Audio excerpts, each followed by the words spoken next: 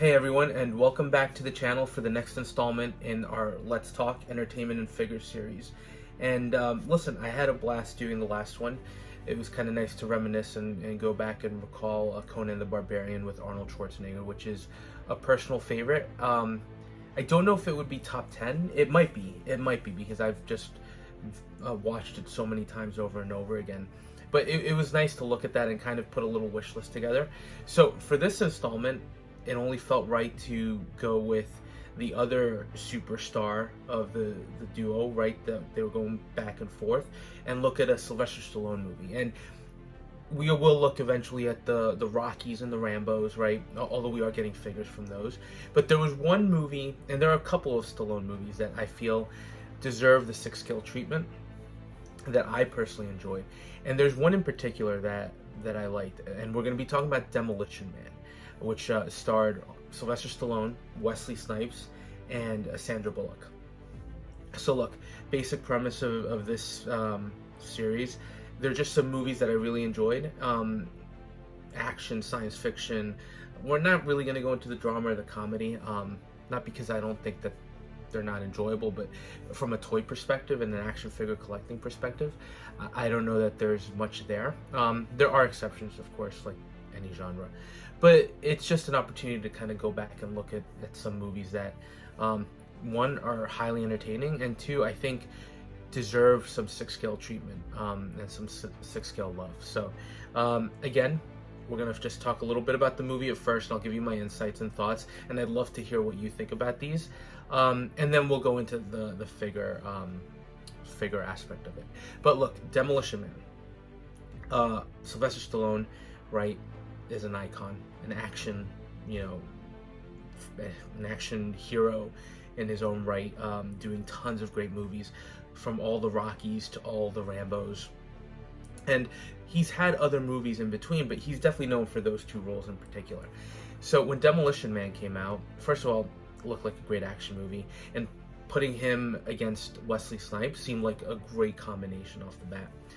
And what we ended up getting was a very interesting, it was a very good action movie, a very good sci-fi movie, but it was a little bit strange, right? I always loved it. I always thought it was great. I thought there was a lot of humor there that even when you were watching as a younger kid, you kind of got, and then as an adult, it just really resonates. Especially, look, the movie starts in 1996 with Los Angeles in flames and being a war zone run by gang lords. I don't know that that's come to fruition. So it's always an entertaining thing to go back and look at these movies, which are still great, but just see what they kind of foresaw as the future. And obviously the movie takes place in 2032, right? Moves forward into the future, into this utopia, or as we find out, not quite a utopia, but where everybody's super polite, there's no violence. Clearly here we are in 2024, and it's very doubtful that we're going to be reaching that level of positivity, so to speak. But look, the movie itself, right? Very basic setup, which is Sylvester Stallone's character, John Spartan, which is a great name. He's an LAPD police officer. Looks like he's tactical and SWAT. We meet him basically flying in a Chinook, and he bungees off, right, to try to rescue these hostages that have been taken by Simon Phoenix, played by Wesley Snipes. So the intro alone is great, with the Los Angeles Hollywood sign in flames, and then just tracers flying into the sky. It looks like a war zone, right? And the Chinook, the nice LAPD Chinook flying in with Stallone having his little entrance speech. That's an awesome opening, right? And then from an action perspective, yeah, he bungees off the helicopter, right? He shoots a bunch of people. There's no recoil, but he releases uninjured, right? It's over the top, which isn't a bad thing. And then he has that encounter with Simon Phoenix, and Wesley Snipes just really hams it up. So ultimately, spoilers ahead if you haven't watched it, although this movie came out in 1993, I think. So by this point, you hopefully have watched it or know of it. But basically, the hostages from this bus were already dead. But nobody knows that. And during the ensuing kind of action between Stallone and Wesley Snipes, this building gets demolished, which is part of John Spartan's kind of MO, right? He's the Demolition Man because he'll finish whatever job he has, regardless of its impact on property and whatnot. But in this case, right, he said he did a thermal scan, he did a full scan, there were no bodies, and then of course they find all the hostage bodies there. So he's basically sentenced to prison for his part in the murder or the death of these hostages. And as we find out later, they were already dead. So he's kind of wrongfully imprisoned. But in this futuristic world, instead of going into a prison world, these prisoners get put into cryostasis, and they get frozen in a really kind of interesting way. And so it was a kind of cool aspect of the movie, actually, where they get frozen until they're ready to be released. So Stallone, wrongfully convicted, gets sent to prison along with Simon Phoenix, and they're basically turned into ice cubes. Fast forward to 2032 in this utopian world where there's no violence, and there is some underlying kind of I don't know, social upheaval going on, where not everybody necessarily wants to play by those rules, which is always interesting. But all of a sudden Simon Phoenix is awoken, and he has had all these skills downloaded to him, right? So he's martial arts, weapons, tactics, everything that you would not want to put into a criminal of his caliber.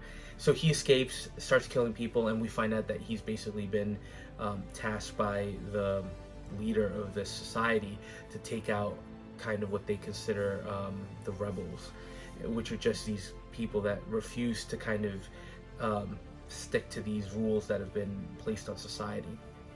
So, interesting premise, a lot of great setup, right? My favorite portion in this, the starting point is nobody's seen a 187, which is a murder.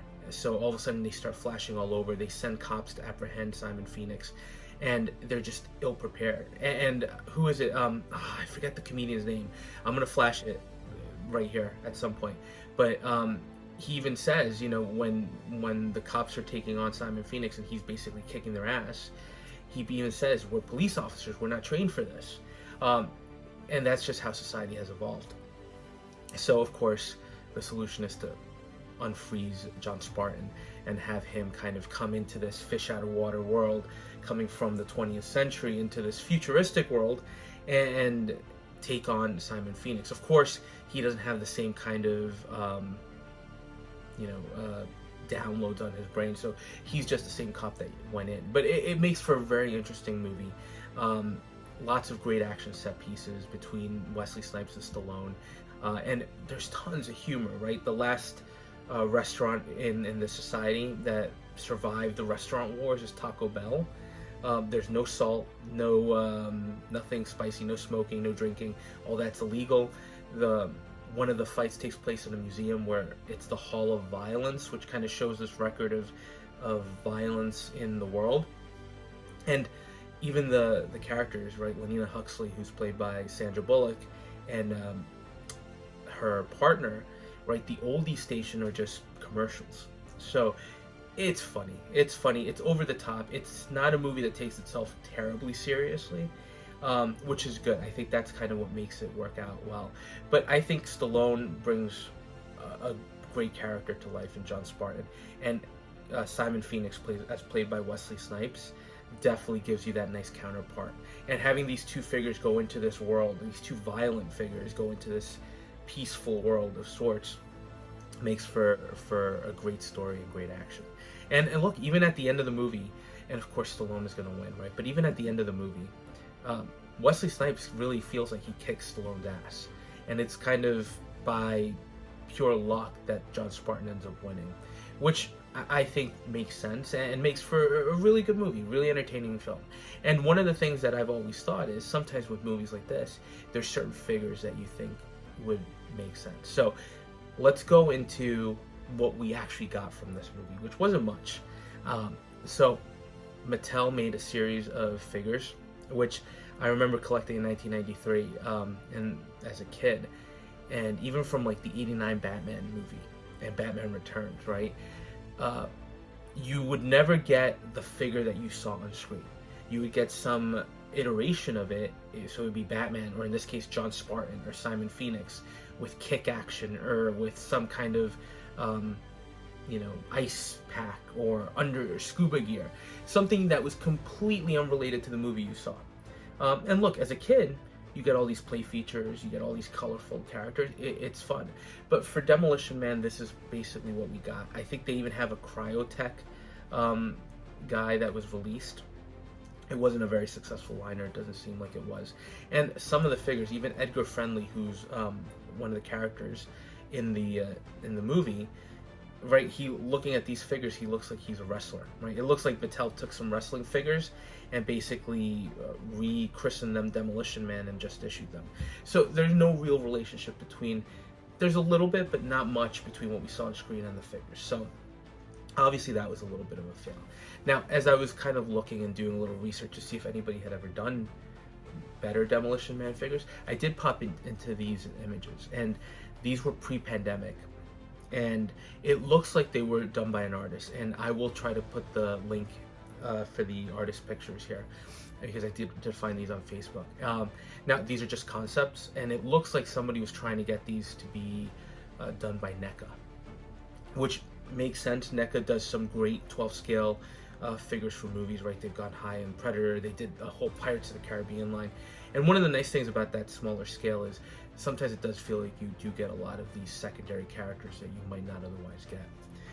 So here you're seeing some images of some concept, John Spartan, Lenina Huxley, and Simon Phoenix. And these are much more screen accurate, which is always a plus. Now, if these look like they just stayed as concepts, I don't think NECA ever picked them up or anybody moved forward with them. So unfortunately, the images are a nice thought of something that could have been released from the movie, but not something we ended up getting.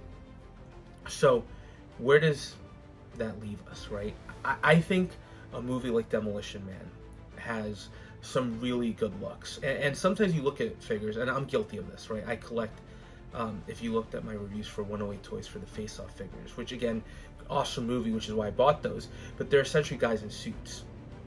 So when you look at a movie like Demolition Man, one of the things that immediately sticks in my mind is these are going to be visually very appealing figures, right? So John Spartan, I'd love to get somebody to tackle with John Spartan, and you have multiple looks.